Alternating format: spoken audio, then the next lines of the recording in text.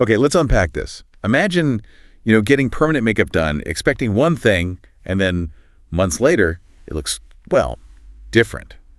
Ever wonder why that happens? It happens a lot, actually. Well, according to the source material we're diving into today, a pretty staggering 70% of the final result in permanent makeup hinges on just one thing. Which is? The choice of pigment. 70%. That statistic alone just shows you how much is going on under the surface, doesn't it? It really does. It tells you that pigment isn't just about picking a nice shade. It's chemistry meeting biology right there in your skin. Absolutely. And that whole complex interaction, that's exactly what we want to get into in this deep dive. We're looking at insights from an article about Etalon mixed pigments specifically. Right, and it gives a fantastic look, kind of under the hood, at why picking the right pigment is just so fundamental. So our mission today, really, is to move past just seeing pigment as color. Yeah, we want to understand what these tiny little particles are, how they actually behave once they're implanted in the skin, and why that choice you make right at the start is so critical for the final look, and importantly, how long it's going to last.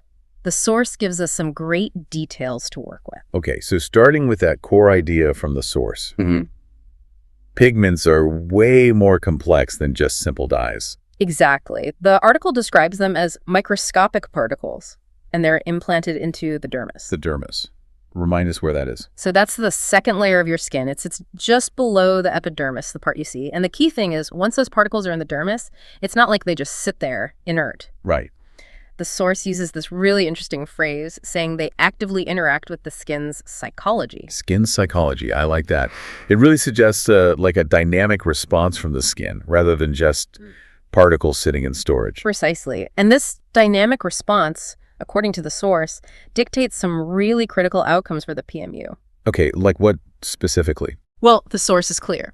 The pigment choice directly influences how that pigment heals, how long it keeps looking the way it's supposed to, and maybe most importantly for the long term, what color it eventually fades into over time. So it's not just about the initial color, but the faded color too. You can't just pick a great color. You have to pick one that's going to stay great or at least fade predictably in that specific person's skin. Exactly. And the source says these different outcomes boil down to three main things interacting. Which are? The pigment's specific chemical formula, the overall quality of the ingredients in that formula, and then the unique characteristics of the client's own skin type. Got it. Formula, quality, skin type, those three things are constantly interacting, you're saying? Yeah, you need all three to kind of align for a predictable, successful result.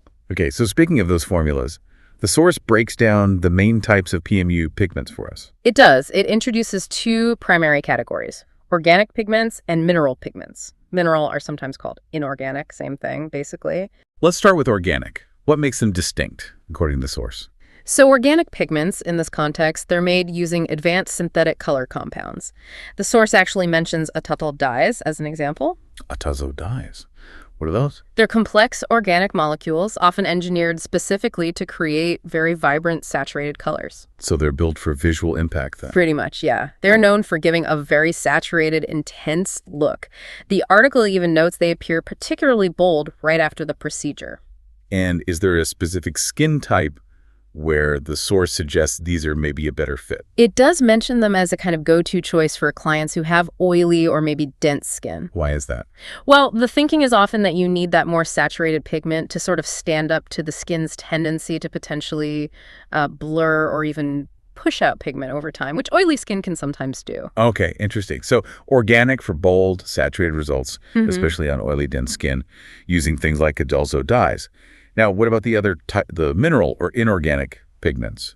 Mineral pigments are different. They come from naturally occurring metal oxides. Metal oxides? Like what? The source gives examples like iron oxide, titanium dioxide, or chromium oxide. These are mineral compounds that give us those earthy tones, Iron oxides for reds, yellows, blacks. Titanium dioxide is white. Chromium oxide gives greens. And the look they create is, I'm guessing, quite different from the organics. Very different. They naturally lean towards softer, more muted, earthy shades. The source describes them as perfect for clients who really want a supernatural result. Especially maybe for those who are a bit nervous about getting something that looks too bold or too done. for that subtle enhancement look. And like the organics, does the source link mineral types to specific skin characteristics? Yes, it specifically says they're ideal for dry, delicate, or even aging skin. And how do they heal? That seems key. The way they heal is noted as a real advantage for that natural look. They tend to settle softly, blend beautifully with the skin's own tones, and give what the source calls an airy, powdery finish. Looks very natural. That airy, powdery finish really paints a picture of a gentle outcome. Does the source also suggest they might be, like, gentler on the skin too? According to the article, yes. The formulas tend to be simpler, chemically speaking, less complex than the organic compounds, so potentially less reactive. I see. Which could make them a better option for clients who might have known skin sensitivities. Okay, so we have organic, bold, intense, good for oilier skin, synthetic compounds, then mineral, soft, natural, great for drier, delicate skin, based on natural oxides. But you mentioned the source brings up a third option. That's right, hybrid pigments. And just like the name suggests, it's basically a mix of both organic and mineral types in one bottle.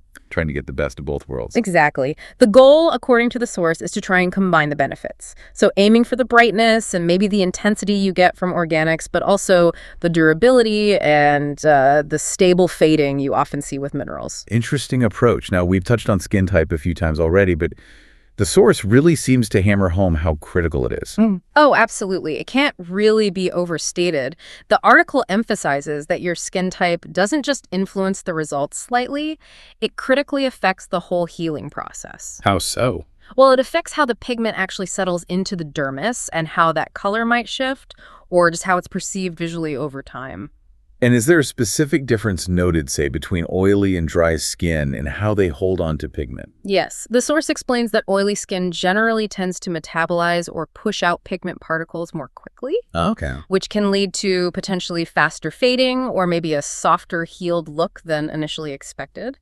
Dry skin, on the other hand, can sometimes retain the color more densely, meaning it might actually appear a bit darker than intended once it's fully healed. Wow, that's a really important detail. The look right after the needle leaves the skin isn't necessarily the final look, depending on the skin's reaction. Exactly. And the article also throws in other variables that can have an impact too, things like your hormones, lifestyle factors, like how much sun you get, even the climate you live in. So it really is a whole biological system interacting with the pigment. There was also a specific caution mentioned in the source related to skin health. Yes, a very important one. The source explicitly advises that permanent makeup procedures are not recommended if you have a tendency towards skin hyperpigmentation on your face. Hyperpigmentation, that's like dark spots. Right. It's where the skin produces excess melanin, excess pigment, often in response to some kind of trauma or inflammation.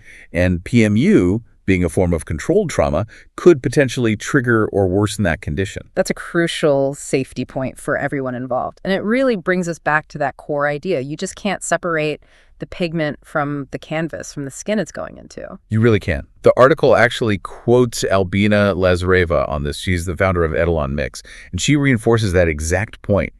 Even if you use the absolute best, highest quality pigment, if the artist doesn't properly assess and account for your specific skin characteristics, the end result, the healed result, can still be unpredictable. The skin's biology just isn't negotiable. Okay, that's a perfect transition. With that foundation laid, let's focus specifically on the Etalon Mix pigments themselves, using the details from the source material. Sounds good. So the source introduces Etalon Mix as a brand that was founded by artists, specifically for artists. That usually means they understand the practical needs. Seems so. It's highlighted as having a strong international reputation, apparently trusted in over 25 countries, and it's picked up some international awards in the PMU industry. So established credibility, built by people doing the work. What does the source tell us about their actual pigment formulas? What's in them? The article describes the formulas as being skin-friendly. It lists some key ingredients: purified water as the base, glycerin. Glycerin, that's for moisture, right? Yeah, it's a humectant. Then stable colorants, obviously, the pigments themselves. Polymers, which are often used for binding and keeping things suspended evenly. And interestingly, witch hazel. Witch hazel, why include that? The source explicitly says these ingredients, like the glycerin and witch hazel, are put in there to help soothe the skin during the application. Oh. And it's also to support a smoother, maybe less complicated healing period afterwards. So it's about formulating not just for color, but for the skin's well-being too. That focus on the skin's reaction during and after seems like a key detail. Did the article mention certifications or safety standards? Yes, it says they're certified under both the strict EU standards and also EAEU standards, so that indicates they meet specific safety and quality regulations in those regions. Good to know. And the source also makes a point of noting what isn't in them. It states they are free from heavy metals and known allergens. Right, knowing what's not in there is often just as important. Okay, let's look at the specific palettes, the source details, starting with brows. Okay. For brows, the source describes two distinct palettes. There's a hybrid palette and a mineral palette. Got it. Let's take the hybrid brow palette first. Yeah. Which shades does the source list? It lists 6 shades. Number 1, hazelnut. Number 2, milk chocolate. Number 3, cognac. Number 4, light brown. Number 5, dark chocolate. And number 10, Arabica. Okay. And what's the key thing about how these are made, their composition? The source points out something specific. The first 5 colors, so hazelnut through dark chocolate, are built on an organic pigment group that has a strong carbon black base. Carbon black. Sounds pretty intense. What does having that base do for the final healed result? According to the article, that carbon black base is where they get their exceptional depth and intensity. It's supposed to lead to really solid color retention after healing. Meaning less fading? And minimal unexpected fading or weird color shifts over time. The source also mentions they're easy to layer and blend, giving consistent results for the artist. Okay, so the hybrid palette with that carbon black base sounds like it's designed for artists wanting that deep, intense, stable color in brows. Now, how about the mineral brow palette? This palette has 5 shades listed. Number 6 Tout, number 7 Pecan, number 8 Tiziano, number 9 Sepia, and then, interestingly, number 10 Arabica again. Wait, Arabica. It's listed in both the hybrid and the mineral brow palettes in the source. Yes, that's what the article says. No, 10 Arabica is listed as part of both sets. It's definitely an intriguing detail from the source material. It really is. Maybe it's a versatile shade, or maybe there's a specific formulation nuance there. Anyway, back to the main mineral palette composition. What's the base here, if not carbon black? These shades, unlike the hybrid ones, are primarily formulated with iron oxides. Ah, okay, back to the metal oxides. And how does that translate into the healed result compared to the carbon black ones? This iron oxide composition is what gives them their characteristic, soft, more muted color profile. They're specifically designed, the source says, for achieving those really natural-looking brow results. And application. Easier, harder. The source says they apply smoothly and generally don't require heavy layering to get the subtle effect you're aiming for. So we really see a clear difference here. The hybrid palette using carbon black for intensity and stability may be better, as we discussed, for oilier or denser skin wanting more definition. Right. And the mineral palette using iron oxides for soft, natural results, ideal perhaps for drier, delicate, or aging skin. It ties right back to that pigment-skin interaction idea. Exactly. Different chemical bases designed for different artistic goals and different skin needs. Okay, moving from brows down to eyes. The source only mentions one eyeliner pigment. Yeah, it's just called black. And this one, like the hybrid brow base, has a high concentration of carbon black. Okay, high carbon black. So how does this heal? Does it stay super black? This is where the chemistry gets really interesting. The source states that it actually heals into a pleasant gray. Gray. For a black eyeliner, that sounds, well, quite different from what you might expect right after it's done. Why does it turn gray? The article explains it's because of the careful inclusion of iron oxide in the formula alongside the carbon black. Ah, so both are in there. Yes. While the carbon black gives that initial deep black look, the iron oxide plays a crucial role over time as it heals. It provides a subtle warmth. And that warmth balances the inherently cool tone of carbon black. This balance actively prevents the pigment from healing or fading into those unwanted bluish tones that you sometimes see with pure carbon black eyeliners. I see. So it's a deliberate chemical balancing act to ensure a stable, desired outcome, a nice gray, not an odd blue. Exactly. It's pretty clever formulation, really. Yeah. Using one component to manage the potential behavior of another within the skin over time. And for the artist applying it, any benefits mentioned. The source notes that this specific mix offers excellent control during application. And importantly, it means you don't need to add separate correctors to manage potential color shifts. Makes the process more straightforward. Smart. Okay, brows and eyes covered. Let's talk lips. What does the source detail about the Etalon Mixed Lips palette? The lip palette, as described in the source, includes 7 shades. They're described as beautifully balanced. And how do these tend to heal? Bold, natural. They generally heal into soft, natural-looking tones, more about enhancing the lip color subtly rather than a dramatic change. Is there flexibility there? Can artists tweak them? Yes, the source does mention they're versatile. You can apparently add correctors to the mixes if you do want to create brighter, maybe bolder shades. Okay. Or they can be used in layers for neutralization techniques, like if you're trying to correct existing lip color. Layering for neutralization. Yeah, that makes sense artistically. What about getting that really soft, almost translucent watercolor lip effect that's popular? Does the source mention that? It does. It gives a specific practical tip for that technique. It says adding just a few drops of thinner is enough to soften the lip pigment. And that allows for? It allows for those smooth, really translucent passes with the machine, letting you build up color very gently. That's a great example of how the Pigments formula interacts not just with the skin, but also directly with the artist's technique.